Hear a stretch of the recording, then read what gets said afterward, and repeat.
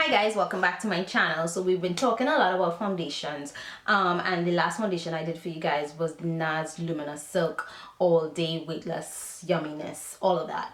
And now I'm going into more of a drugstore foundation. I told you guys I would be experimenting with different, tiers of foundation, if you want to call it that.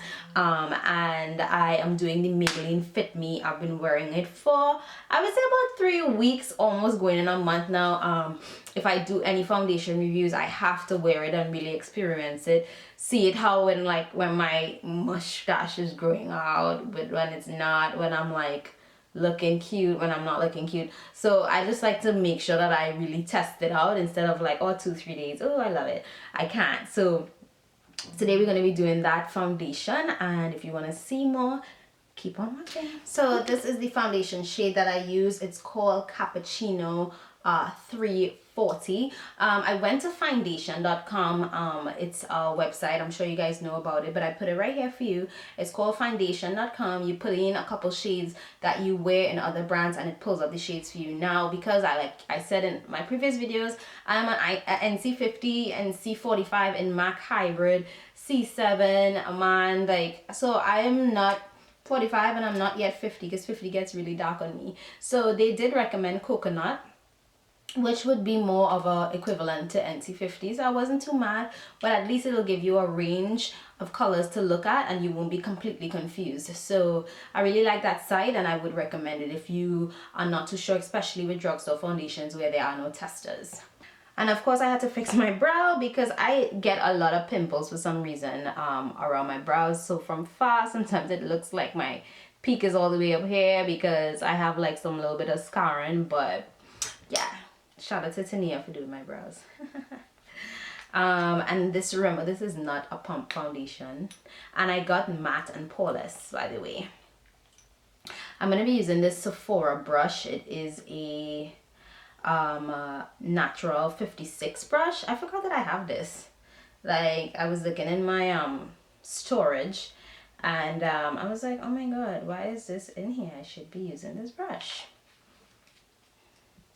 And I'm just applying this foundation to my sanitized hand. You can see the color right there. Yummy.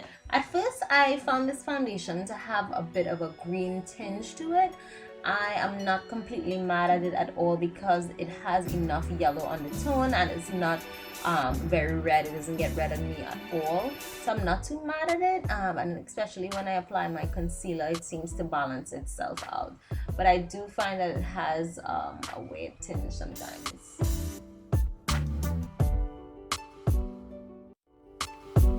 So this is what the foundation looks like. I absolutely love it, actually. I used to wear, I never wore this foundation when I first started doing makeup.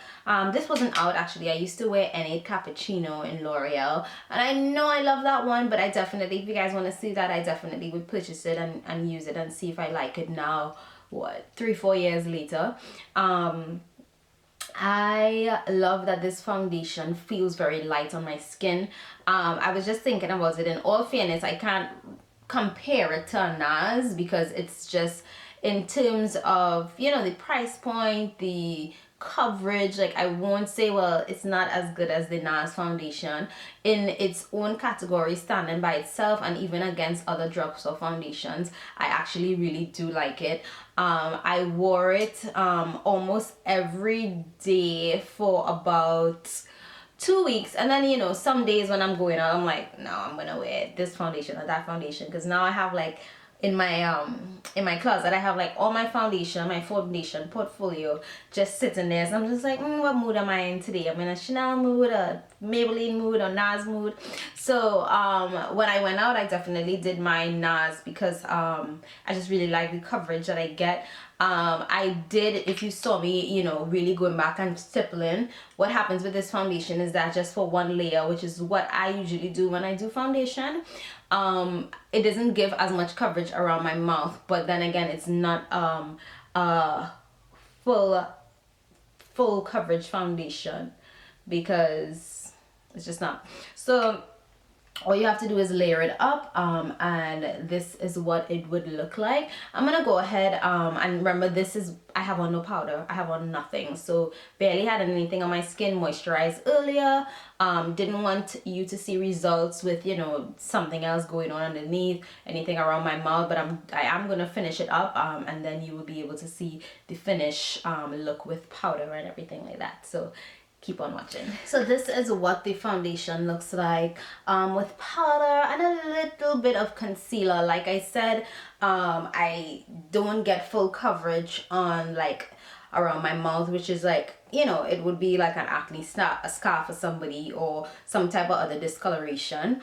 I don't get full coverage around my mouth, so I just use a concealer, which is absolutely fine. Not all foundations are full coverage, but all in all, I really do like this foundation, and it's something that I actually will repurchase, because I like the color. I like that it has enough warmth or yellow undertone in it, so it doesn't go very red on my neck. So I'm just going to show you how light I can get all the way. So I don't, you know, my forehead and maybe my shoulders are the darkest areas on me, but my chest, and especially in the summertime when I'm, you know, dressed like I'm in the Caribbean, or I'm gonna need my face and my neck to match. I just do. So and most of the time, even if I do go a little bit warmer, I make sure I highlight under my eyes, so there's some balance there. But yeah, if you have this foundation, if you like it, if you're thinking about trying it, I would love to hear what you think about it in the down bar. And remember, I get a lot of tips and tricks from the comments below, so make sure you chime in, because somebody else might be able to learn from you as well. Thanks so much for watching, and I'll see you in the next video. Bye.